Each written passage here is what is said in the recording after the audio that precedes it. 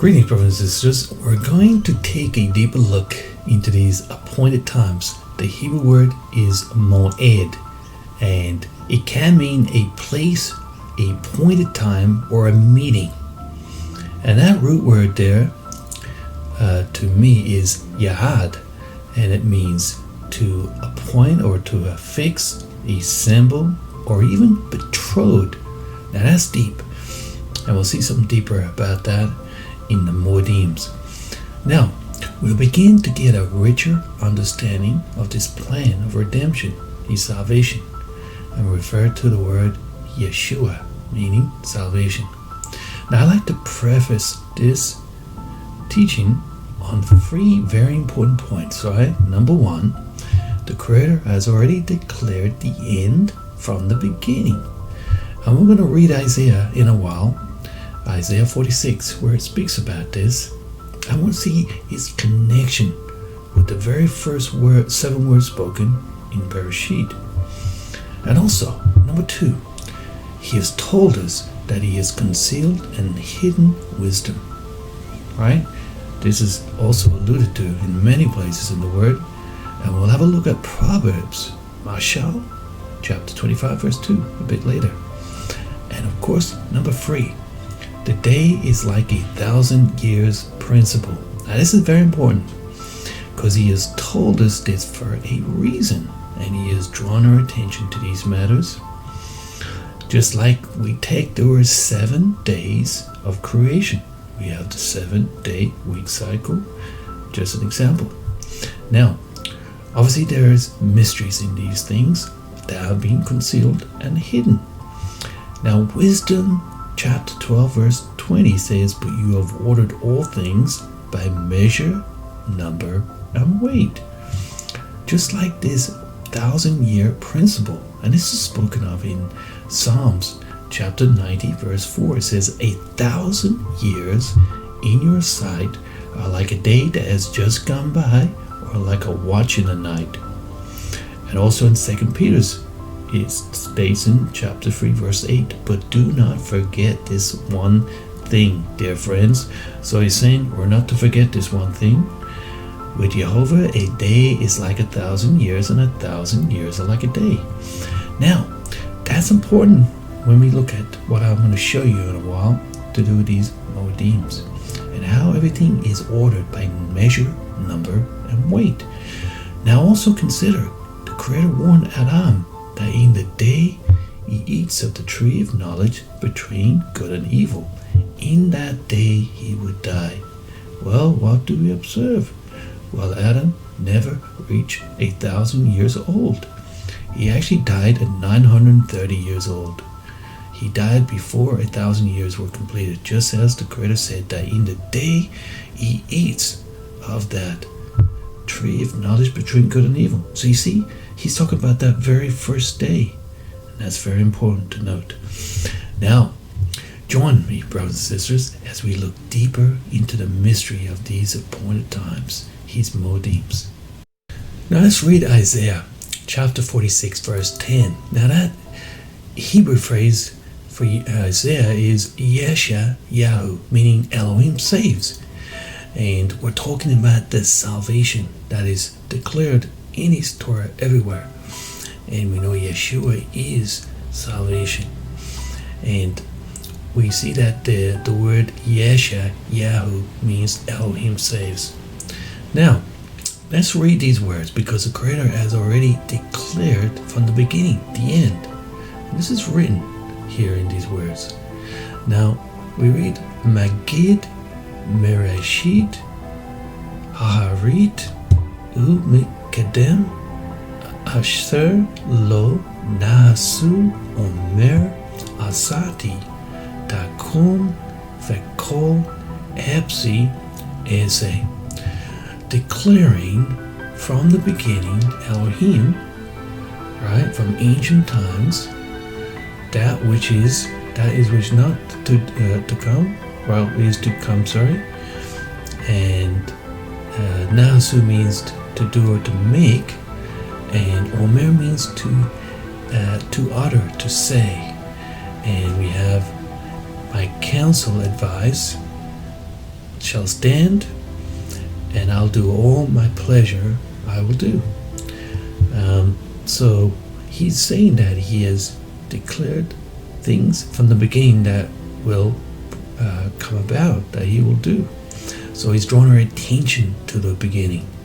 And we have that Bereshit. Well, the very first word in Genesis 1 is Bereshit. It means to in the beginning. This is from the beginning. So we have to go back to the beginning, those 7 words, which we'll look at in a moment. Now that root word there for Magid is Nagad, and it means to be conspicuous, clearly visible, in attracting notice or attention. So we're to be drawn to these words and to investigate them and look deeper into it. Wow, that's quite deep. Now also let's look at wisdom. The word mashal is the word for proverb. And it actually means to represent or to be like. Because you see, we are to be wise. We're meant to become wise in the word. And a parable really is a proverb. And what these words teach us is quite deep.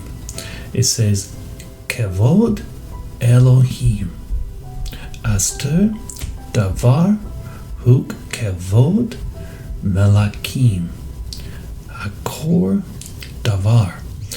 And that word kavod means to be glorious. The glory of Elohim, and this word here basically hasta means to hide or to conceal. So basically, in other words, is the glory of Elohim to conceal or hide. And that word davar can be translated matter, but it's really to do with the word speak, the word.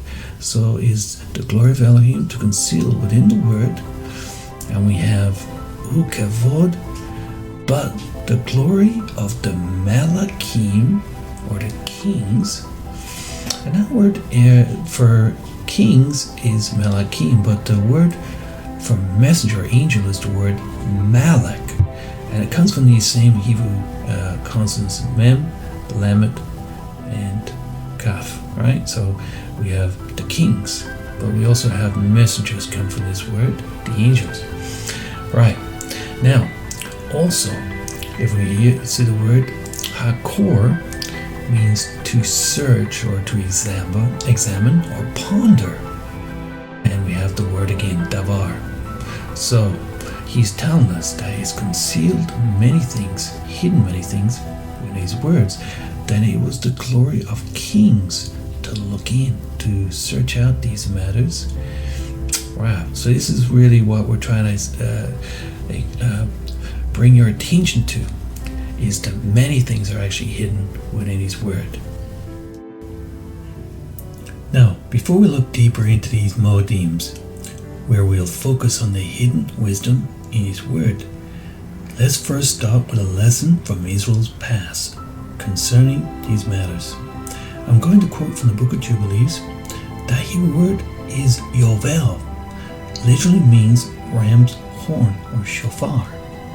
And this was to be blown on the year of Jubilee. Keep this in mind, as we will observe its significance later. Now in Jubilees chapter 12, verse 14, we read the following: And they will forget all my Torah and all my commandments and all my judgments, and will go astray as to new moons and Sabbats and festivals and jubilees and ordinances. We see that this book is prophetic and has prophetic words, and he is foretelling that his people would go astray on everything. And this is alluding to the corruption and the defilement that would occur in the end. And we know that prophecy comes from the Spirit of Elohim. Now this really going astray really means to depart from the right, correct path or direction the Creator wanted us to go in, instead of erring.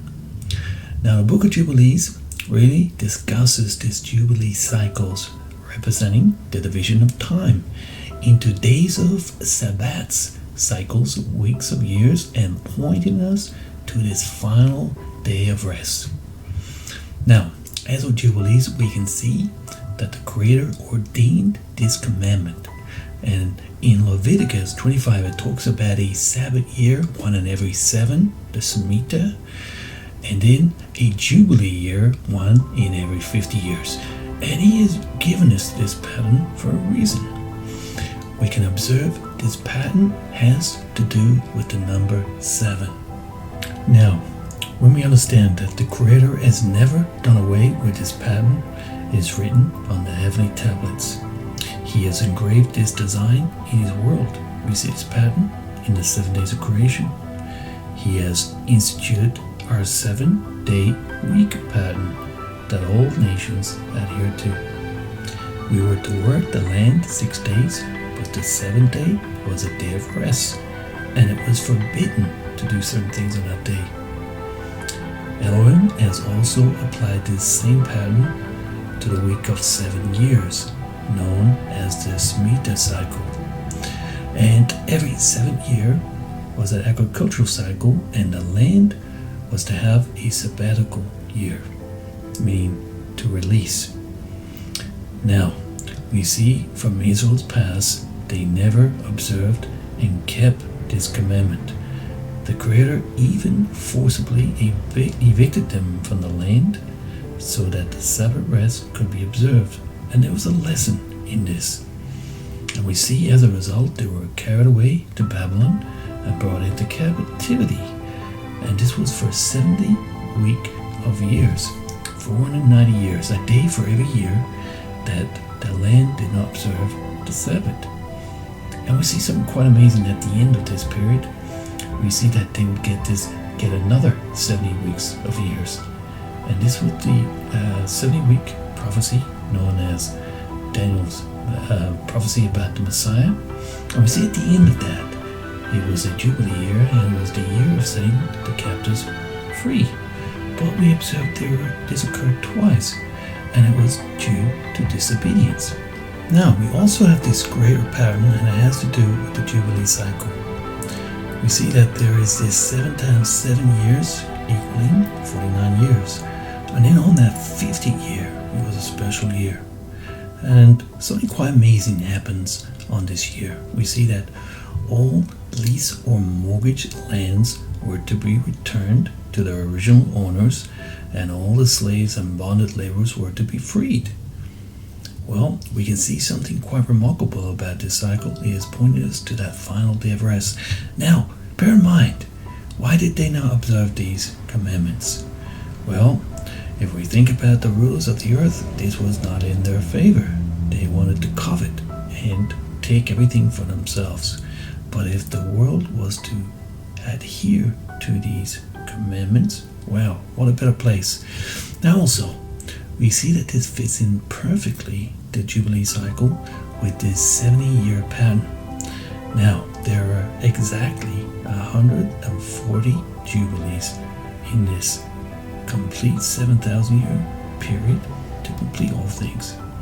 And we have confirmation of that one in the book of Jubilees in chapter verse 5, and it says, "And the Jubilees will pass by until Israel is cleansed from all guilt of fornication, and uncleanness, and pollution, and sin, and error, and dwelleth with confidence in all the land.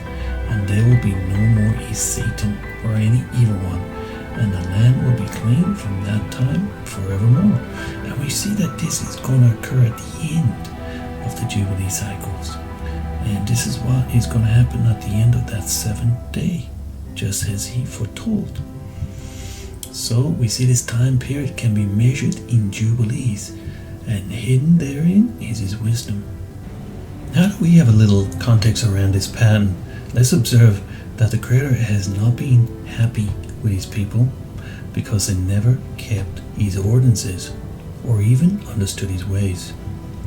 And we'll see in a moment where these MOEDs fit into this pattern in a bit. Now I want to read Isaiah chapter 1 verse 13. It reads the following: "Stop bringing meaningless offerings.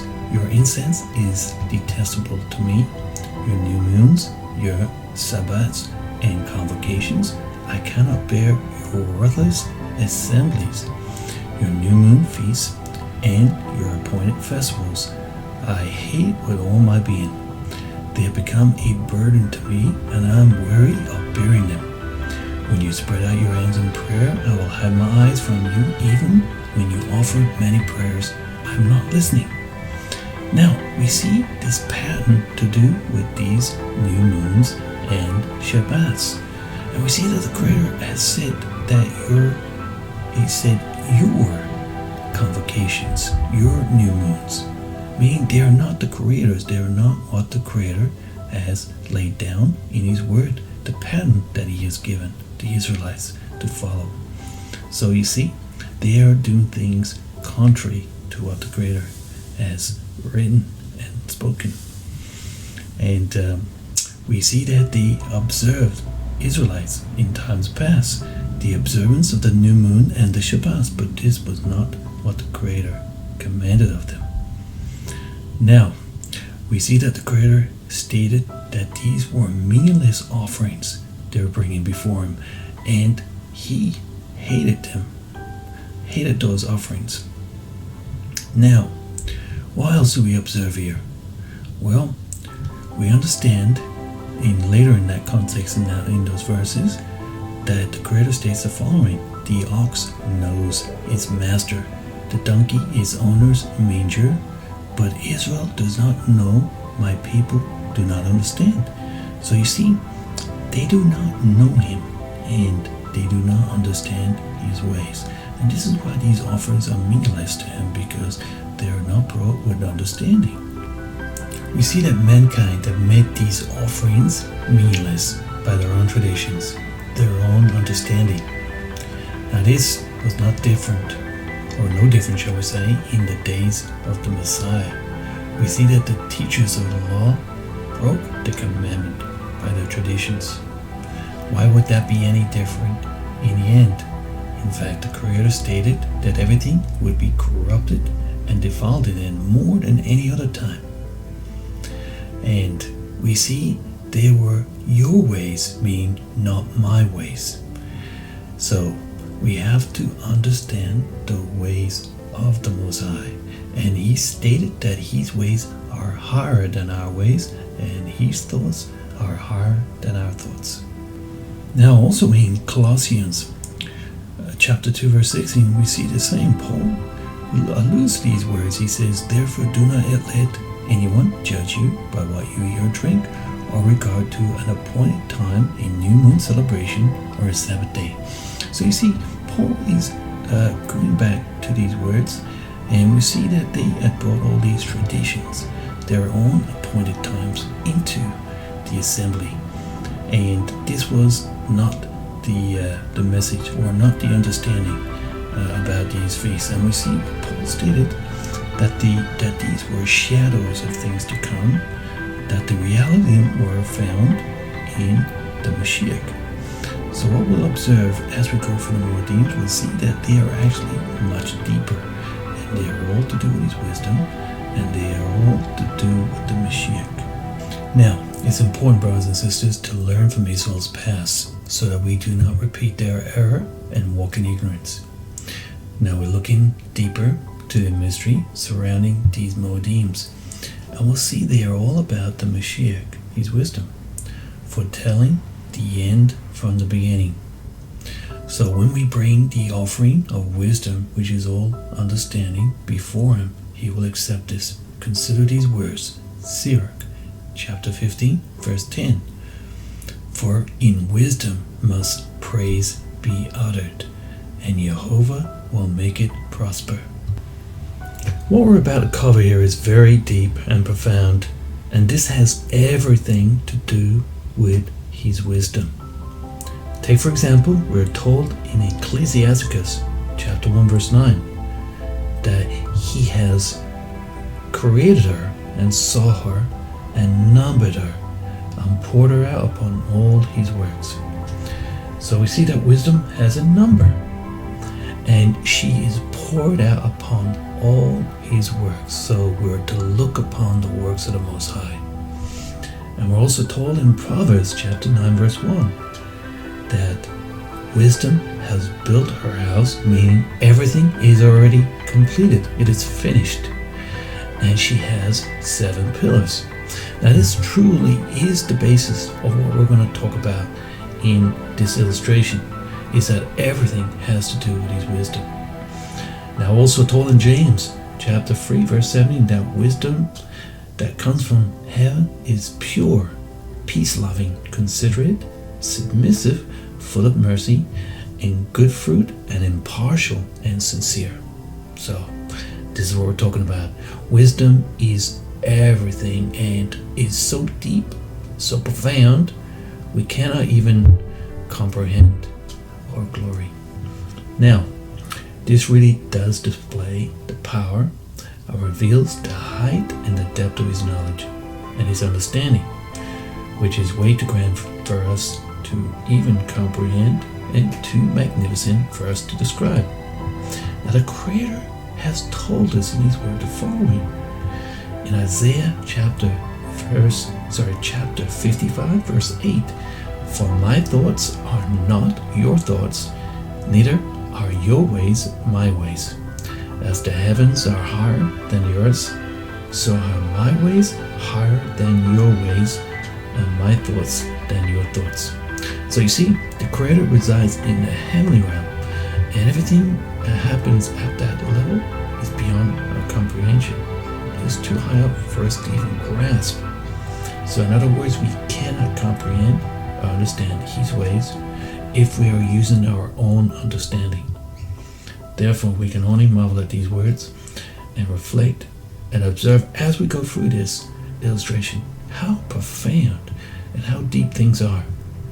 Now that we have laid some of the foundations, let us observe the dimensions of this and see just as he is described, his ways are higher than our ways. Now, let's look at these 7 first words spoken from the very beginning. And he has declared and written the end from the beginning in these 7 words. And we see that there are these 7 days of creation representing 7,000 years. And he has also given us this 7-day week pattern. And he has divided time itself into divisions. Now we can see them as years, months, weeks, days, hours, minutes, and seconds. There are 7 of them. Now this is representing the time allocated to complete all things. Now we also have the 7 oceans and the 7 continents. And he has stated that he has poured her out upon all his creation. And we're talking about the number 7, which is his wisdom. And we have, of course, the 7 modes of the major scale in music. And he has given us these 7 appointed times.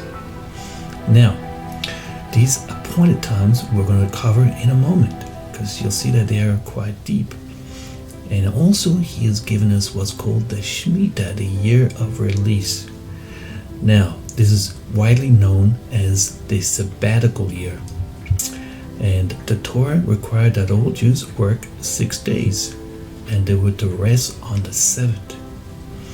And the land was the rest. And this ties into what's called the Jubilee cycle, which is 49 years, and on that 50th year is a Jubilee year, and it is the year of setting the captives free. And we'll observe that this is aligning with the 70th week prophecy in Daniel, which was a 490-year prophecy. And on that 50th year was the year of setting the captives free. And that's quite deep. Now, on the Shemitah year, we see that it is a cycle of 7 years, and usually at the end of those cycles, there's always a financial reset or a year release. And it was a time that the agricultural lands were to lie fallow, private land holdings were to become open to the commons, and so forth. But you see, mankind has not really observed these Shemitah years, these cycles, but the Creator has. And the Creator has measured everything by number and has allocated the time to mankind for him to complete all things, his perfection. Now this is describing the past, the present, and the future, and it is multi-dimensional in nature. So you see, mankind has no excuse. In Romans chapter 1 verse 20, for the invisible things of him from the creation of the world are clearly seen. And I've just gone through some of those things to do with the number 7, how obvious it is, and how he has hidden these things. He said they're invisible, but they are there from the creation of the world and are clearly seen, being understood by the things that are made, even his eternal power and divine nature, so that they are without excuse. So we're told hidden yet clearly visible. That is because we are to observe these things, we're to look upon these things. And he will reveal these mysteries unto his servants. Now let's observe these matters and look deeper into this 7-day blueprint. Now what is truly remarkable is the perfection in his plan, and I assure you what we are now looking at the surface is far more deeper than this. Now let's see how this fits together beautifully in his plan of salvation, Yeshua, and how everything is measured and numbered precisely. Now we see that these are clearly describing the works of his wisdom. Now that word Mashiach is the one who is anointed with these 7 spirits of wisdom.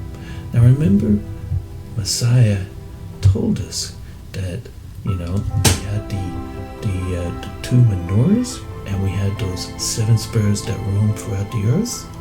And we see Messiah, he holds those 7 spirits in his right hand. This is his wisdom. Now, he has fulfilled these precisely on this 4th day.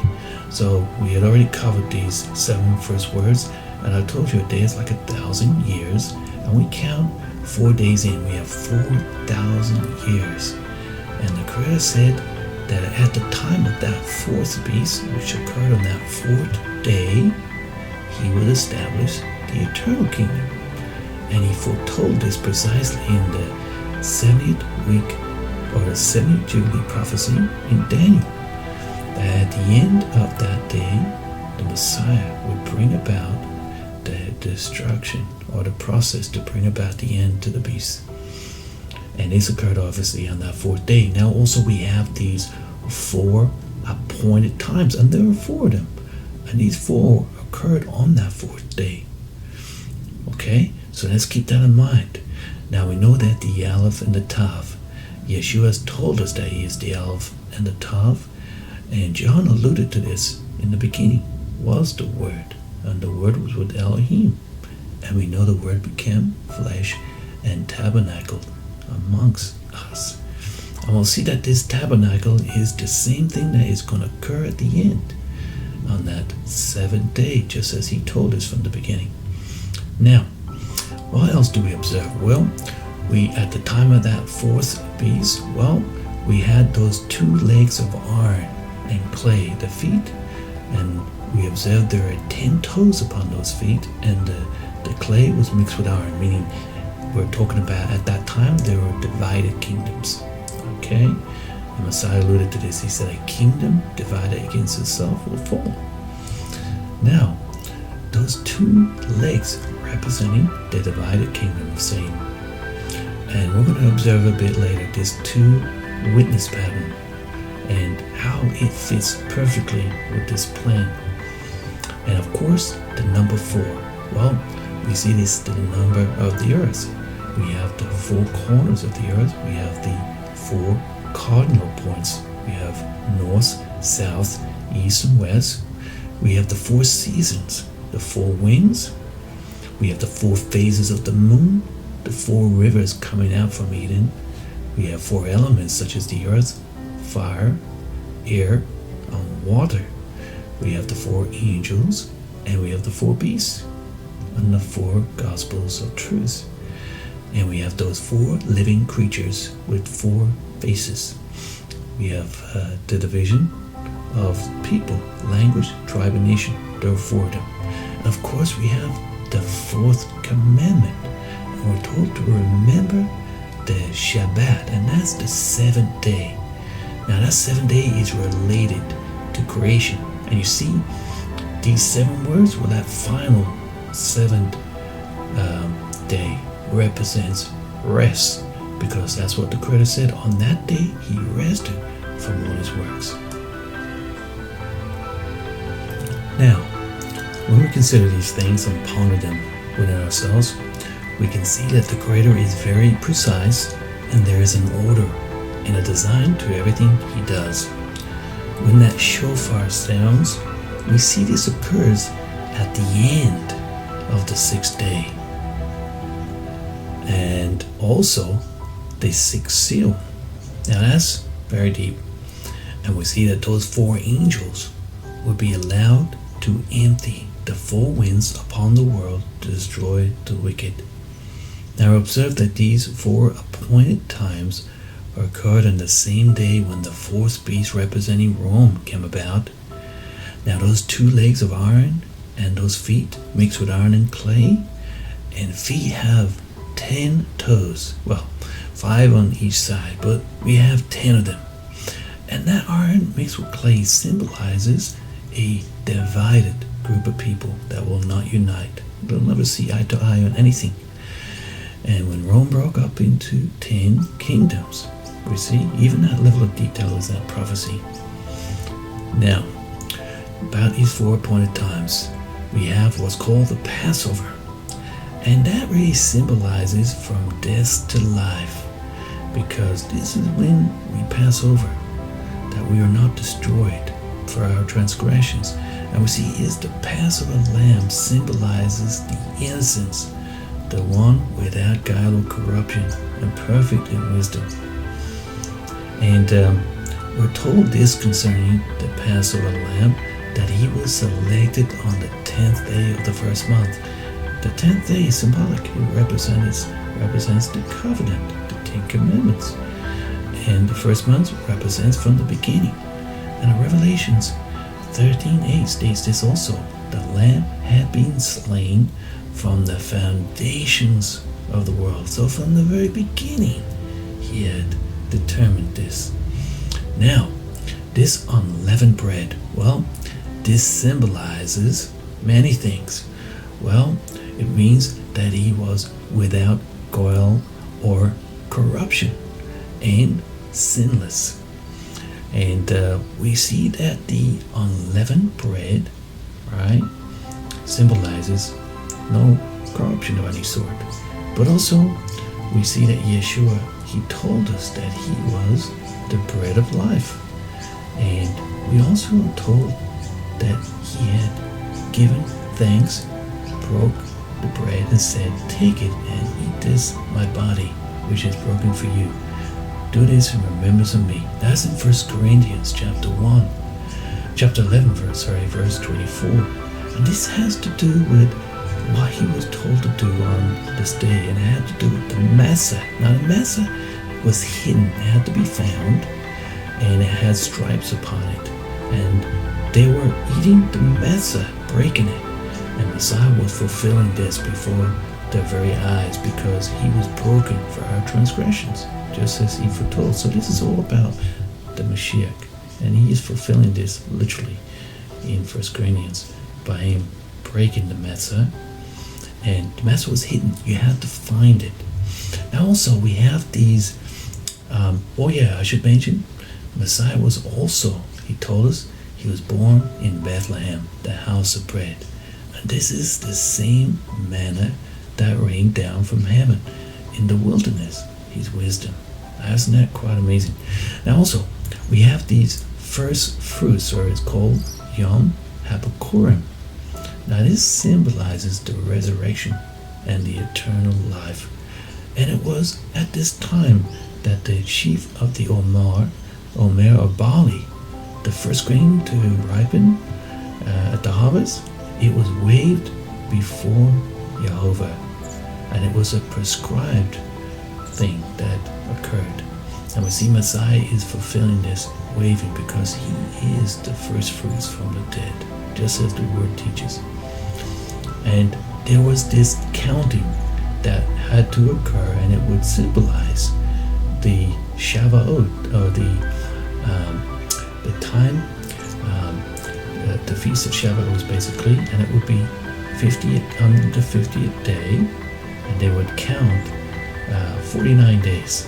Now, this also aligns with Daniel's 490-year prophecy, the Jubilee, the cycles of the Jubilee, and the year of setting the captives free.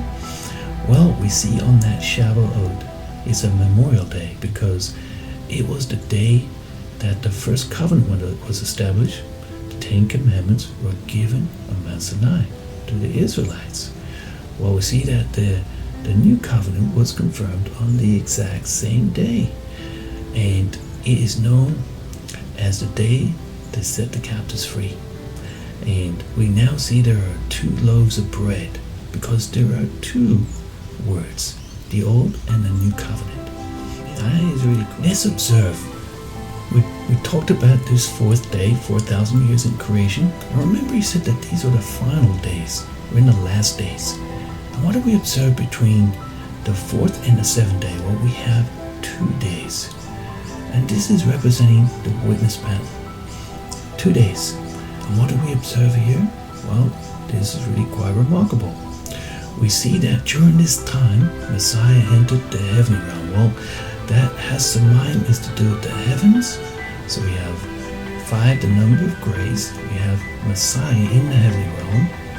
And we have on the 6th day, or the end of the 6th day, we have the Alpha and the Tav again. So at the end of the 6th day, we're going to see the Alpha and the Tav. That's quite amazing. Now, 2 days he gave for the beast as a witness and a testimony. And what else do we observe? Well, we see that there were 2 beasts, Revelation 13, that rose up in these 2 days. So we had 2 days, 2 beasts, and we see the word 2 horns representing 2 leading nations. And I'm referring to America, the eagle, and Britain, the lion. Now, that level of detail is there as well. Pretty profound. But what else do we observe? Well, there are 2 witnesses. And what are they doing? Well, they are prophesying during these days. And these are the 2 loaves of bread, the word, old and new covenant. But also Israel and Judah. Because remember, we are his witnesses. So, 2 beasts, 2 horns, 2 witnesses, all occurring in these 2 days, right? And we're coming to the end of those 2 days. Now, those 2 witnesses, well, they're the 2 olive trees. And we know that 2 olive trees represent the house of Israel and Judah. And we have 2 menorahs. Well, when we observe that the menorah is to do with the temple, and it has to do with wisdom. And we had the menorah, or the candelabra, had 7 branches, and we're told this represents the 7 spirits of Elohim. And we see that Messiah in Revelation, well, what is he doing? He's walking among the 7 assemblies. He's holding the menorah. He is the menorah. He is the light of the world. And he has the 7 spirits of Elohim in his right hand, because you see, he is wisdom. Now, we see that all this occurs at the end and during these final 2 days that were allocated to the beast. Now, let's discuss the full appointed times. We have quite a bit to unpack here. So, first thing is realizing that this is all prophecy unfolding before our very eyes and ears, and the revealing of mysteries of sorts. Now, the full appointed times are really symbolizing the end of time and the end of this world. This is key to understand. What do we notice? Well, they are completed at the end of the 7th day, symbolizing completion and perfection. Just like we saw those first 4 appointed times, well, they were completed at the end of the 4th day of this creation. Now we see that the Messiah will complete these remaining appointments in this final day, representing the end of this time and the end of this world. Because we'll observe later that there is a new heaven and a new earth created. Now, do we also notice that there were 3 days remaining to perfect all things? And the Creator did say within His word that a single witness shall not suffice against a person for any crime or for any wrongdoing in connection with an offense that he has committed.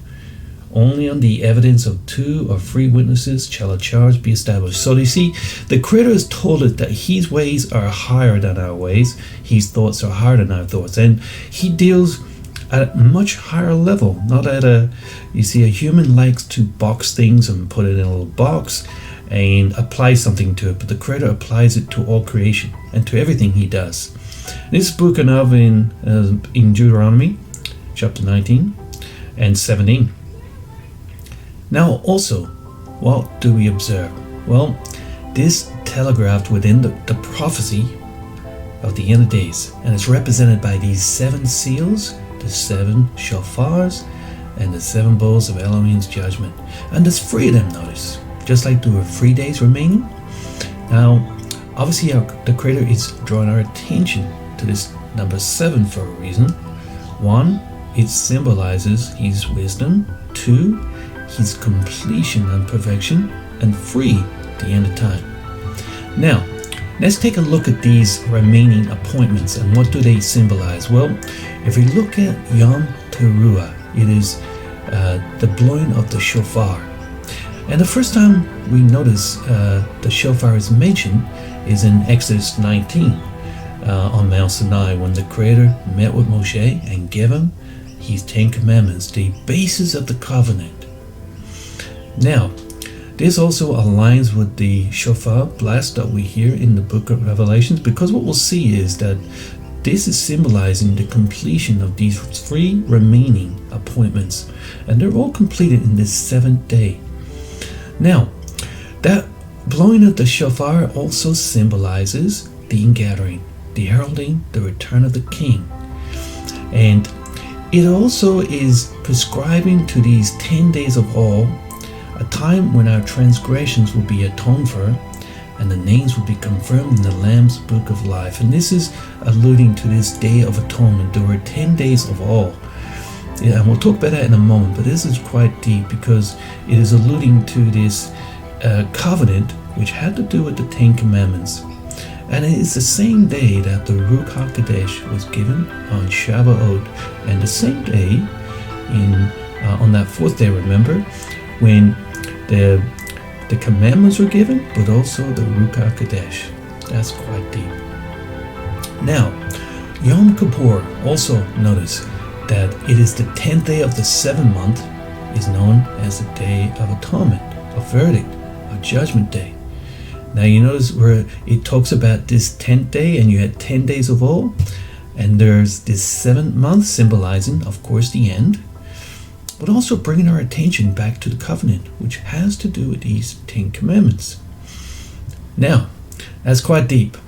Now also, if you look at the root word there for Yom Kippur, we see that it derives from the name that is associated with the mercy seat of the Ark of the Covenant, where the 10 commandments were put, Koparet. So it is clearly pointing to the 10 commandments, and we see that this is being fulfilled in the end of time. That's important to note. So the commandments are important at the very end of time. They're never being done away or forgotten about. They're actually still here. And it'd be wise for man to give consideration to the commandments and to honor and keep them. Now, what else do we notice here?